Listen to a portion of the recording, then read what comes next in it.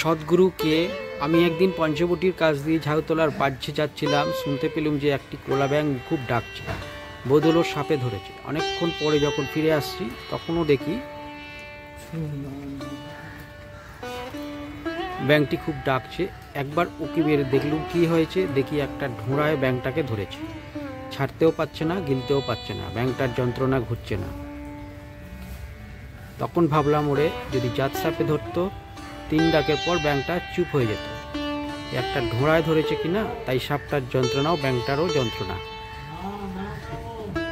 যদি সদ্গুরু হয় তাহলে জীবনের অহংকার 3 ডাকে ঘুচে। গুরু কাঁচা হলে গুরুরও যন্ত্রণা, শিষ্যেরও যন্ত্রণা। শিষ্যের অহংকার আর ঘুচে না, সংসার বন্ধন আর কাটে না। কাঁচা গুরুর পাল্লায় পড়লে শিষ্য মুক্ত হয় না।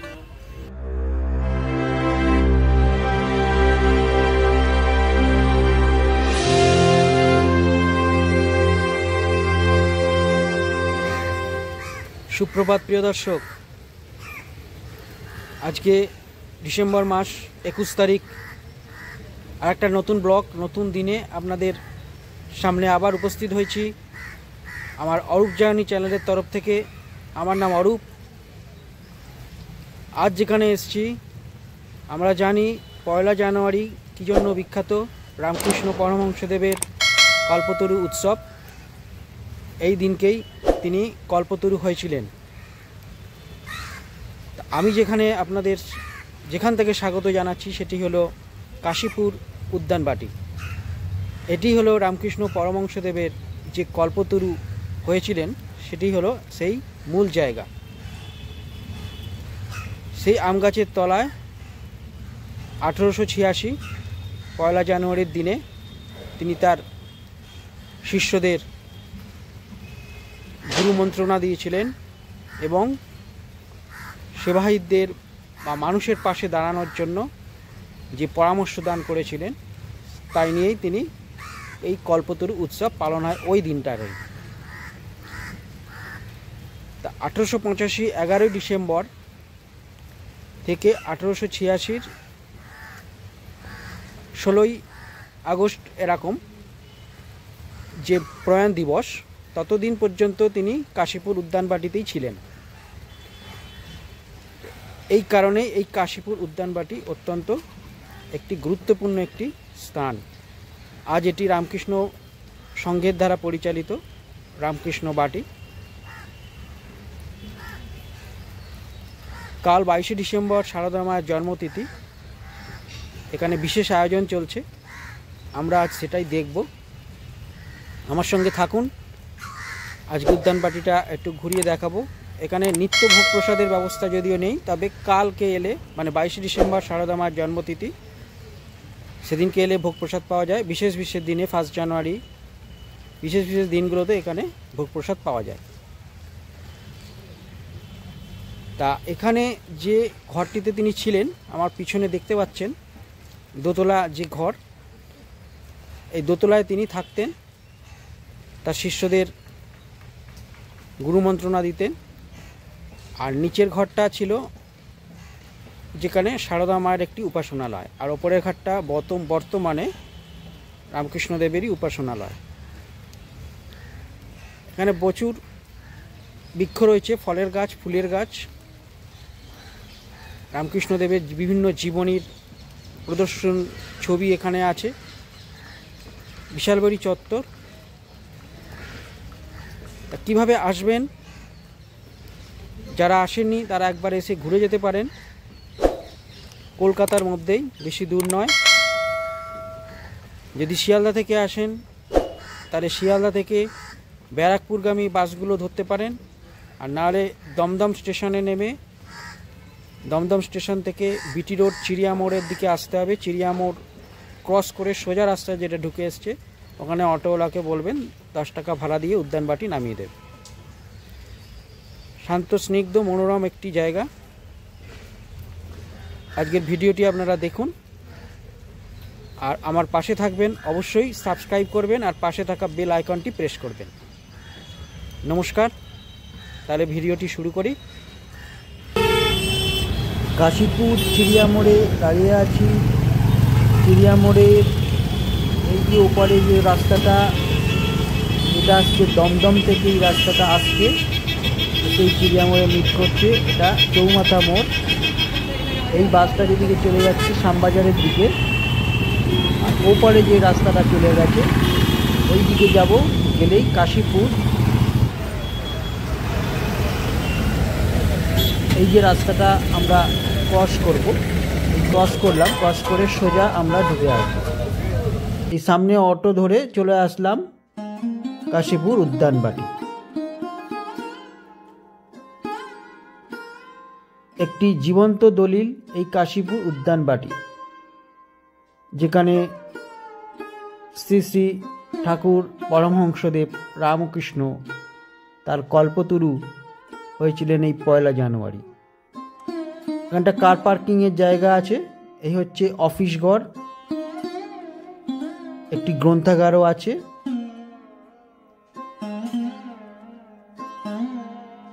এখানে প্রণামী যাবতীয় জিনিস এখান থেকে বই সংগ্রহ করা যায়, প্রণামীও দেওয়া যায়। এটি হলো স্বামী বিবেকানন্দের ধ্যানঘর। তৎকালীন সময় এখানে তিনি ধ্যানও করেছিলেন।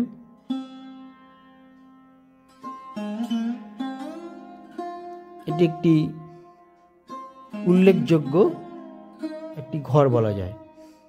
সামনে সুন্দর করে সাজানো, আর চারপাশে চিত্র প্রদর্শনী রয়েছে।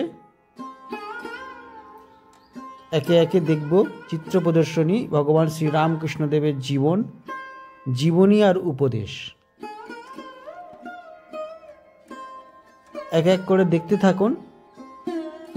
বিভিন্ন রামকৃষ্ণদেবের যে জীবনীগুলো, তার ঘটনাগুলো সে পরম্পরায় ঘটেছিল, সেই ঘটনাগুলো এইখানে সব সজ্জিত আছে। রামলালার ঘটনা,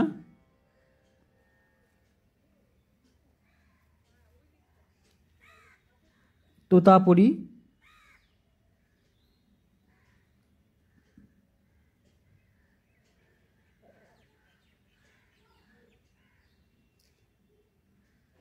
ঘটনাগুলি পড়ে নেবেন, পজ করে পড়ে নিতে পারেন। খুবই সুন্দর ঘটনা। এরমভাবে আমরা চারপাশ ঘুরে দেখব, খুবই ভালো লাগবে।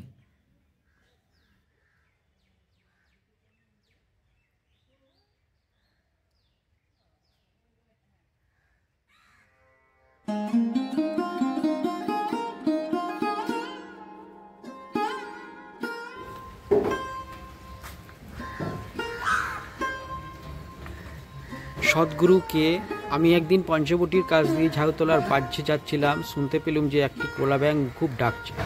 বোধ হলো সাপে ধরেছে। অনেকক্ষণ পরে যখন ফিরে আসছি তখনও দেখি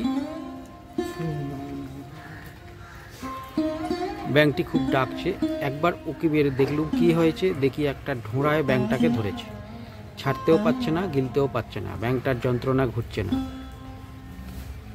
তখন ভাবলাম, ওরে যদি জাত সাপে ধরতো, 3 ডাকের পর ব্যাঙটা চুপ হয়ে যেত। একটা ঢোঁড়ায় ধরেছে কিনা, তাই সাপটার যন্ত্রণাও ব্যাঙটারও যন্ত্রণা।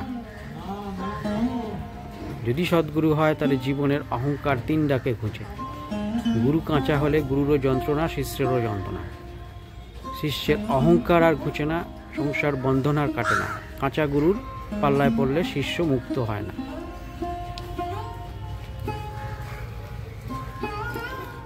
এরকমই সব অসংখ্য পরমহংসদেবের বাণী এখানে লিখিত আকারে প্রদর্শিত আছে। চিলের মুখে মাছ,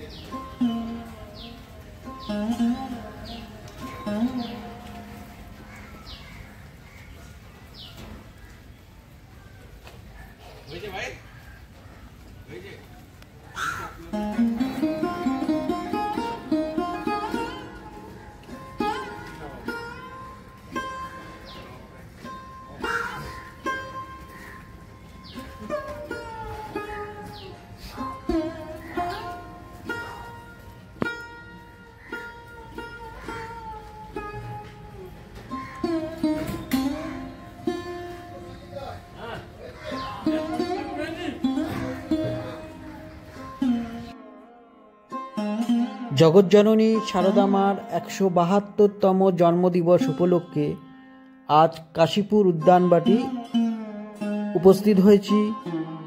তা এখানে চিত্র প্রদর্শনীতে দেখছেন রামকৃষ্ণদেবের ও সারদা মার সমস্ত ঘটনাবলী এখানে লিখিত আকারে এবং কিছু চিত্রের মাধ্যমে তুলে ধরা হয়েছে। সুন্দর একটি পরিকল্পনা, যা সারদা মা ও রামকৃষ্ণের সেই স্মৃতিকে আমরা যেন একটু রোমন্থন করতে পারছি। আসুন আমার সঙ্গে থাকুন, এই স্মৃতিকে আমরা যেন একটু আবার স্মরণ করি। আশা করি আপনাদের ভালোই লাগবে।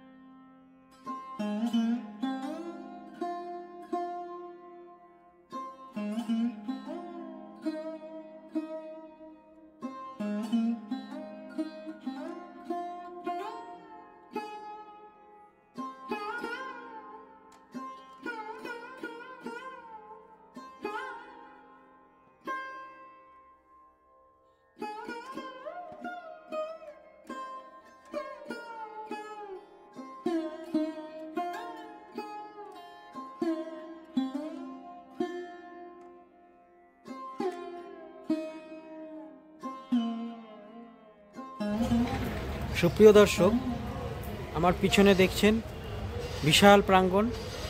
এখানে 1 জানুয়ারি বিশাল অনুষ্ঠান হবে এবং আগামীকাল 22শে ডিসেম্বর সারদা মায়ের জন্মতিথি উপলক্ষে এখানেও আয়োজন হবে অনুষ্ঠান। আর একটু দূরেই আম গাছ, যেখানে ঠাকুর যে কল্পতরু হয়েছিলেন সেটাও এখানে ঘেরা রয়েছে আম গাছটিকে। আর চারপাশে সুন্দর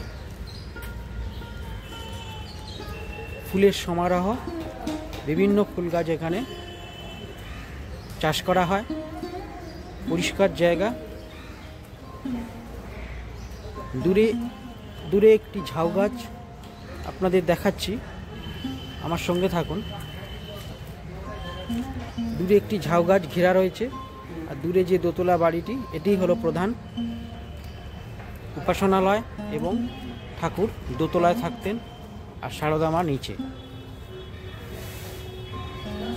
চারিদিকে উৎসবের আয়োজনের কাজ চলছে, ওপরে প্যান্ডেল হচ্ছে। চত্বরটি খুবই সুন্দর। এই কাশীপুর উদ্যানবাটি, যেটি রামকৃষ্ণদেব স্বয়ং এখানে মৃত্যুর প্রয়াণ দিবস পর্যন্ত এখানে ছিলেন। আমার সঙ্গে থাকুন, আপনাদের মূল উপাসনালয়টি ঘুরে দেখাবো। এখানে যেমন দেখছেন এই যে ঝাউ গাছ রোপণ করা হয়েছে, এখানে সুন্দর করে সাজানো আছে। আমার পিছনে দেখতে পাচ্ছেন, দেখুন রামকৃষ্ণ মঠ, সুন্দর এখানে নিয়মকানুনগুলো লেখা রয়েছে। আর এখানে বিভিন্ন অনুষ্ঠানের ছবিগুলো এখানে প্রদর্শিত হয়েছে। আর এখানটায় একটি জলাশয় ছিল, একটি একটি জলাশয় আছে। সামনে দেখুন একটি জলাশয়। এই জলাশয়টি তখন ছিল আর চারপাশে বিভিন্ন ফুলের গাছ, সবজি সব চাষ করা হয়েছে। সুন্দর একটি পরিবেশ তৈরি হয়েছে। সুপ্রিয় দর্শক, এই হচ্ছে আমার পিছনে মূল উপাসনালয়, যেটি হলো তখনকার সময়ে খুবই গুরুত্বপূর্ণ একটি ঘর। সঙ্গে থাকুন, ওপরে নিয়ে যাব। ওপরে নিয়ে গিয়ে আপনাদের দেখাবো সেটা কেমন লাগছে আমাকে বলবেন কমেন্ট করে। এই কাশীপুর কল্পতরু উদ্যানপটি, যেখানে কল্পতরুর উৎসব প্রধান হয়েছিল, ভক্ত সমাগম, মানে ওই দিনকে ভক্ত সমাগমের যে সমাগম ঘটে তা বলার অপেক্ষা রাখে না। এখানে কতটা ভক্ত সমাগম ঘটে, প্রসাদও পাওয়া যায়। রামকৃষ্ণ মঠ দ্বারা আরও প্রচুর আশ্রম আমাদের বাংলার বুকে ছড়িয়ে পড়েছে, তার শাখা কেন্দ্রগুলি। স্বামী বিবেকানন্দ এই কল্পতরু উৎসবের পর থেকেই, মানে বা ঠাকুর কল্পতরু হওয়ার পর থেকেই, তারপরে তার শিষ্যদের জন্য বা মানুষের সেবার উদ্দেশ্যে বেলুড় মঠ তৈরি করলেন 1896। এবং রামকৃষ্ণদেবের পরামর্শেই তিনি গেলেন শিকাগো, এবং তার আরও যে শিষ্যরা ছিল তারাও ছিল এই শিকাগোতে উদ্দেশ্যে রওনা দিয়েছিল। তো থাকুন আমার সঙ্গে, আমার চ্যানেলটিকে সাবস্ক্রাইব করে আমার পাশে থাকা বেল আইকনটি প্রেস করে আমাকে আশীর্বাদ জানাবেন। নমস্কার।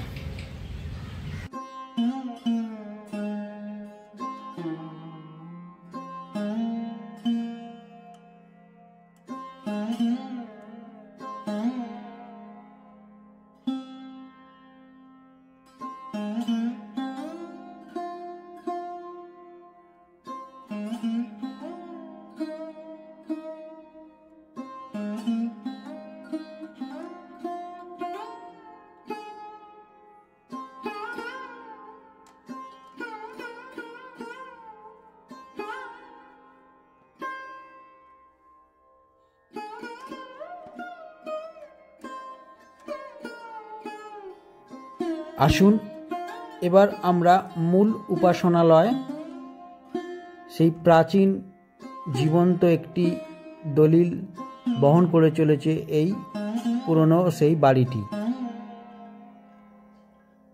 এখানে জুতো খোলার স্থান আছে। জুতো খুলে রেখে এই বাড়িতে ঢুকতে পারবেন।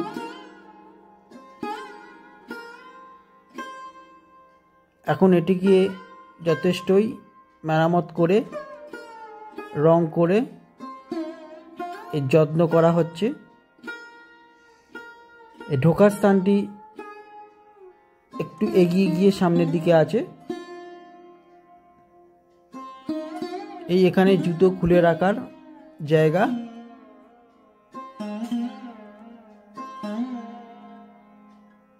এখানে জুতো রাখার জায়গা, এখানে রাখবেন। রেখে